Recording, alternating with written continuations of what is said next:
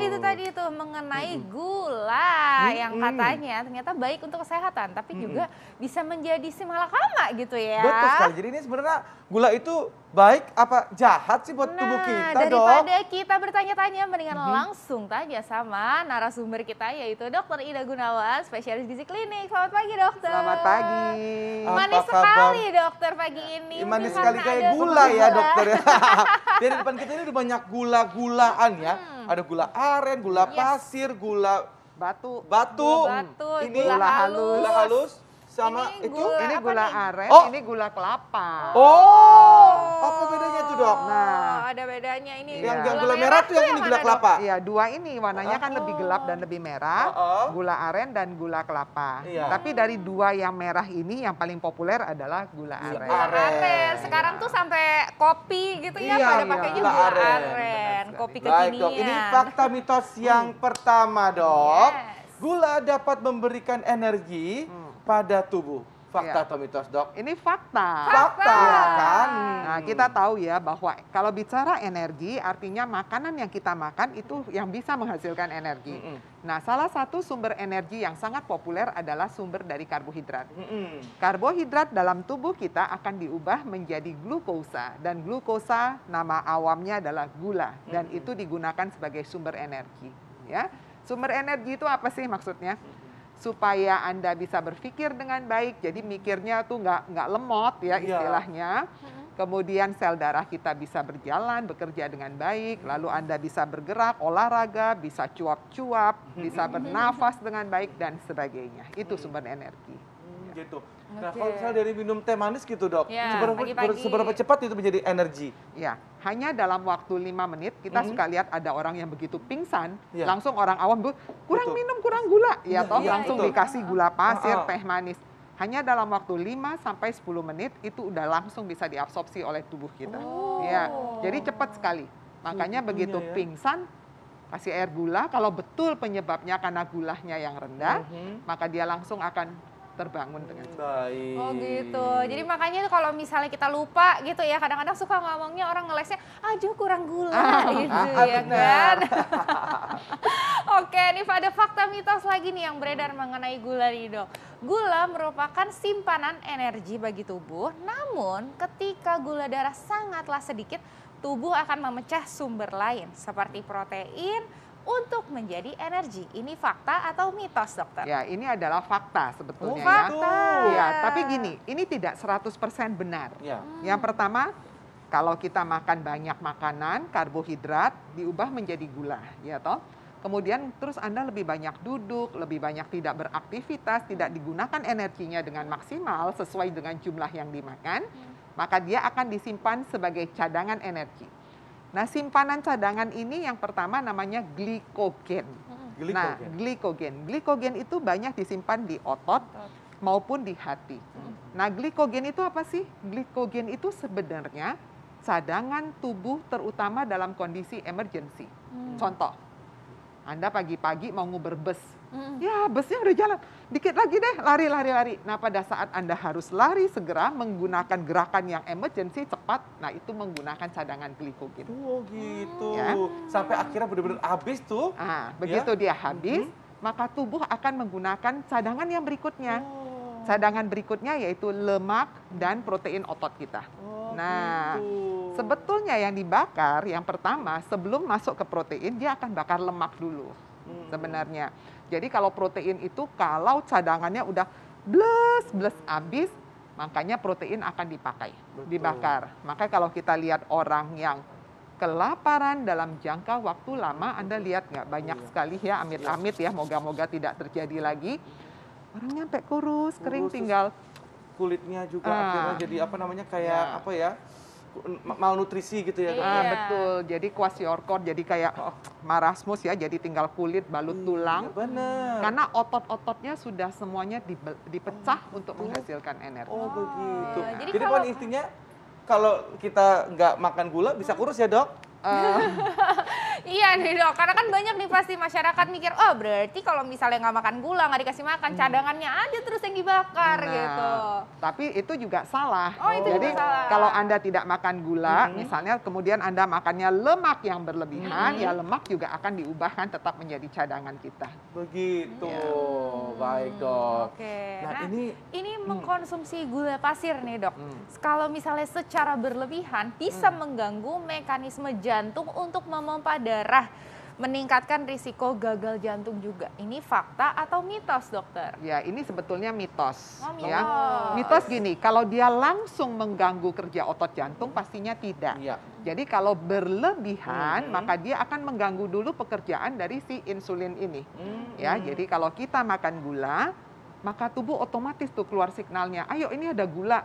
Anda kerja ya, insulinnya maka dikeluarkan, kemudian gulanya diambil. Jadi insulin itu fungsinya sebagai pembawa atau gula. carrier. Kayak Nah, kurirnya gitu ya kurirnya. dok ya? Jadi Anda makan, di dalam darah banyak gula, maka dia keluar, diambil. Gulanya dimasukkan ke dalam sel tubuh. Nah, sel tubuh kita tuh dikasih makan sama dia, termasuk sel otak.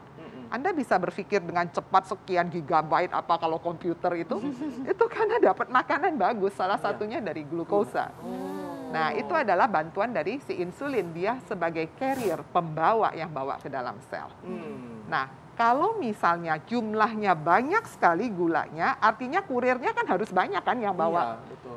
Dengan bertambahnya usia, dengan gaya hidup sehat kita yang tidak beres, yang tidak kita lakukan dengan baik, ternyata insulin ini pekerjaannya bisa terganggu. Bisa jumlahnya yang makin berkurang karena usia atau karena kita sakit dan sebagainya. Bisa juga insulinnya banyak, tapi resisten, artinya nggak bisa bekerja seperti yang kita inginkan, alias impoten tanda kutip gitu loh ya. Jadi harusnya kerjanya gesit, ini kok malah lemot, ngeliatin gula kok kayak nggak respon gitu loh ya. Nah, itu yang sering sekali terjadi pada diabetes tipe 2. Oh, baik dok, itu ya. Jadi kita tahu ya. Nah, ini ada hubungannya dengan diabetes nih dok. Ini saya mau tanya dok, bila gula pasir itu tak dapat diproses dengan baik oleh pankreas, maka gula tersebut akan tertimbun menjadi gula darah dan lemak dan menyebabkan diabetes. Itu fakta atau mitos? Jangan dulu dok. Dokter, sesaat lagi kita akan kembali tetap di Hidup Sehat. Anda masih bersama kami di Hidup Hidup Sehat. Sehat. Dan tadi udah lihat ya, bahwa gula itu boleh dikonsumsi, tapi nggak boleh berlebihan. Iya, dan gitu, ada ya kan? gula-gula tersembunyi loh. Jadi kalau misalnya yang namanya nasi, roti, itu ternyata sebenarnya juga mengandung gula. Betul begitu dokter. Bukan mengandung umpan ya. Nah tadi ada fakta mitos yang belum terjawab ya. Bila gula pasir tidak diproses dengan baik oleh pankreas, akan menyebabkan diabetes. Itu fakta atau mitos, dok? Ya, itu fakta. Fakta. Betul sekali ya. Tadi udah saya jelaskan bahwa pankreas ini begitu adanya gula, maka dia langsung keluar signal. Dia akan mengeluarkan insulin. Dan insulin itu fungsinya hanya sebagai carrier atau pembawa gula yang tadi didapatkan dari hasil metabolisme karbohidrat, maka dibawa oleh dia masuk ke dalam sel tubuh. Ya, jadi kalau sampai gulanya berlebihan sedangkan jumlah insulinnya tidak mencukupi, jadi harusnya jumlah 1 dengan 1 misalnya. Tapi ternyata gulanya 10 lah, insulinnya cuma 2, otomatis pasti tidak akan terangkut semuanya ke dalam. Betul.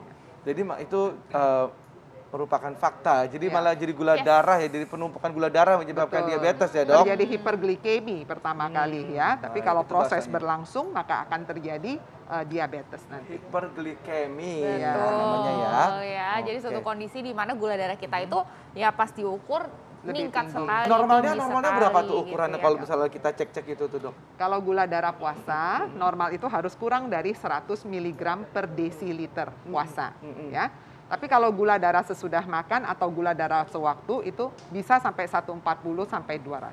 Oh, gitu, baik ya. Jadi kalau udah 300 itu udah tanda-tandanya ya. Tanda-tandanya harus diperiksa. Asik. Oke, fakta mitos berikutnya nih, dokter. Katanya gula merah lebih sehat daripada gula pasir. Ini fakta atau mitos, dokter? Nah, ini aku pengen tanya ini. Dari tadi ya pengen tahu ya. Dok. Nah, ini jawabnya mitos. Mitos. Iya, Mitos. Jadi ya. dok sama aja, dok. sama. Jadi kalau kita bicara mengenai, ini kan warna-warna nih, ada yang putih, ada yang kayak agak-agak coklat gini ya, dan kecoklatan. Ini semua dasarnya adalah gula, makanya namanya gula. Nah, kalau bicara gula, artinya kita harus concern dengan indeks glikemik dan glycemic load. Apa sih indeks glikemik? Indeks glikemik itu adalah angka yang menunjukkan berapa cepat suatu makanan yang kita makan langsung menaikkan gula darah. Itu penting sekali kalau kita ingin tahu ini manfaatnya bagus apa enggak dan sebagainya berkaitan dengan gula darah. Ternyata semua ini mempunyai indeks glikemik yang hampir sama. Jadi untuk gula aren sekitar 70 sampai 80. Indeks Iya, glikemiknya. indeks glikemik. Artinya kecepatan dia itu sampai 70 speednya itu loh. Kalau nyetir mobil tuh speednya sampai 70. Nah, batasan speed itu dia akan disebut baik kalau nilainya kurang dari 50. Oh, itu apa, Dok? Indeks glikemiknya. Oh, Maksudnya, contohnya banyak apa yang makanan yang kurang dari makanan itu. yang punya indeks glikemiknya di bawah 50 Nah, itu itu apa? banyak pada misalnya buah-buahan, indeks glikemik cuma 20. Gula-gula ada sehat berarti ya, Dok, ya. ya, karena seratnya itu yang membuat dia menjadi lebih rendah. Oh, kalau itu gula-gula buatan gitu maksudnya pemanis yang Sweetener. Nah, sweetener itu kan yang maksudnya yang kayak apa maksudnya untuk diet, gula diet gitu itu betul, Dok. Betul, itu mereka mempunyai indeks glikemik yang memang rendah dan dia itu memang dibuat supaya menanggulangi yang seperti ini. Biasanya orang-orang itu kan ada craving, kesukaan makan milih gula, dia suka yang manis-manis. Nah, bagaimana caranya supaya gula darahnya juga tetap stabil? Kita tahu kalau gula darah yang berlebihan itu mempunyai risiko untuk terjadi diabetes, komplikasi penyakit lainnya. Nah, supaya gula darah aman tapi mulutnya juga tetap aman, maka dibikinlah sweetener. Gitu. Nah, itu kan namanya gula, itu kan emang kita ya kalau makan itu pada suka ya. Iya, apalagi kemarin Valentine kan itu. Betul. Coklat lah, apalah Semakin semua. manis lah hidup Betul. kita dengan gula. Makin nambah gulanya. Wah.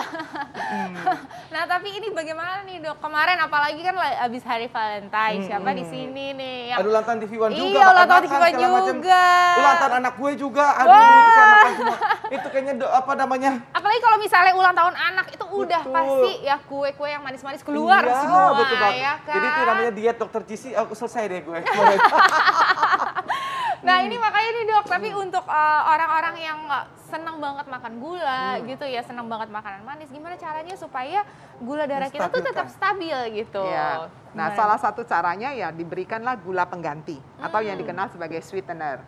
Dan sweetener ini banyak sekali di pasaran ya. Contohnya ada yang non kalori, artinya memang dia tidak punya kalori. Ada yang punya kalori tapi kalorinya rendah sekali. Nah, biasanya yang berkalori itu belakangnya ada tulisan all. Artinya gula alkohol ya. Contohnya xylitol, mannitol, ada all-nya, itu ada kalorinya. Meskipun kecil, hanya 2 kilokalori per gram, kecil sekali. Nah, sedangkan yang sweetener yang tanpa kalori yaitu yang banyak aspartam, sukralose, kayak gitu-gitu ya. Nah, jadi kalau misalnya udah gulanya tinggi, kan anak dinosaurus atau Iya. Nah, Dok, kalau misalnya gulanya udah tinggi nih, Dok, kan kemarin habis ya itu ya makan-makan enak gitu kan. Ketika itu mengatasinya gimana gitu, bisa nggak sih maksudnya langsung diturunin gitu? Apakah benar-benar kita nggak makan gula sama sekali besokannya? Atau mungkin minum ada air yang obatnya? banyak gitu ya, atau gimana, betul. Dok? Jadi kalau kita ingin gula darah kita stabil pada mereka yang sehat, ya kita nggak bicara pada mereka yang diabetes. Kalau pada mereka yang sehat seperti Anda tahu kemarin habis pesta melakukan dosa makan gula yang banyak. Iya, betul, dosa Betul, itu dosa benar, Dok. Waduh, ya Allah. Apa yang harus dilakukan? Satu, jangan lupa Anda hitung kalorinya. Ya, jadi prinsipnya jalankan tetap 3J. 3 Jakarta yaitu jumlah kalori. Saya udah makan kue gula tersembunyi tadi. Saya sudah minum manis-manis kayak kopi. Cendol-cendol gitu. Ya. Nah, jadi dihitung kalorinya berapa. Kemudian yang kedua, Anda kompensasi dengan olahraga, dengan bergerak dan sebagainya. Tadi kan saya katakan gula adalah sumber energi. Nah, energinya dipakai dong, jangan dibiarkan. Kalau nggak pakai olahraga, Dok, Ya. apa, Dok? Ada obat gitu atau apa gitu? Aduh, bersih-bersih aja, Pak. Iya juga nggak sih. usah olahraga, Gini, tapi kan selama- habis pesta kemarin, ya kan? Nah, bersih-bersih dah tuh. Cuci Udah, Dok. piring gitu Selama kan. tubuh kita sehat, jadi kita bukan seorang penderita diabetes, tubuh kita mempunyai regulasi sendiri untuk membuat dia kembali dalam keseimbangan. Jadi kalau kelebihan biasanya kalau insulin kerjanya masih baik, maka oleh tubuh akan disimpan sebagai cadangan. Oh, gitu. Nah, cadangannya apa? Yang pertama diisi glikogen, Yang kedua, jadi lemak. Jadi kalau makan terlalu banyak, selama insulin baik, maka perutnya nanti makin gede. Oh, oke, aduh, udah Udah rata, rata, Dok. udah Maaf, rata. Dok. Tolong Kita, di zoom Dok, di udah perutnya. Nah, Dok, Baik, terima kalau kasih gitu banyak. terima kasih banyak Dokter Ida. Terima Berarti ya kasih. gula ini memang memaniskan hidup kita gitu ya. Betul. Tapi kita juga harus bisa terima risikonya. Iya. Kalau kita makan gulanya banyak ya olahraganya juga harus banyak Dibanyakin, gitu ya. gitu. Aktivitasnya juga harus banyak Dan supaya juga apa? seimbang. Seimbang betul, Iya. energinya kepake. Betul ya kan? sekali. Kalau misalnya tidak terpakai, coba dilihat sebelah sana. Oh, Udah udah kurus, udah kurus, udah kurus. Oh, udah Mohon maaf, mohon kurus. maaf. Oke, Saya oke, juga oke, cut oke. off gula loh. Saya udah Oh, gak minum manis-manis wow. lagi, Dok. Keren. Tapi kadang-kadang Hebat. tergoda, bisa kurus dikit, tapi tergoda sama kopi gula aren itu, Dok. Ya Allah. Oh, ya Allah, Enak iya banget. benar-benar Dan ya. terima kasih banyak, Dok. Terima kasih. Makasih banyak, Terima dokter. kasih, terima kasih. Nah, sesaat lagi kita juga akan membahas mengenai apa nih, Kak Sakit Bekti? kepala yang nyut-nyutan Itulah, gitu. kadang-kadang kalau Oh. misalnya nyut-nyutan tuh kalau misalnya lihat rekening Tapi gitu ya, oh kayaknya enggak. Nyeri punggung deh kayaknya deh. Oh, nyari punggung. Gue jadi punggung aja deh, gue. Iya, Gak nyari jadi punggung. nyucutan nantiin aja. Gue kayaknya kok jadi punggung ya. Oh gitu. Oke, sesaat lagi ya kita akan membahas mengenai nyeri punggung. Kenapa sih bisa terjadi dan bagaimana cara mengatasinya? Sesaat lagi tetap di Hidup Sehat.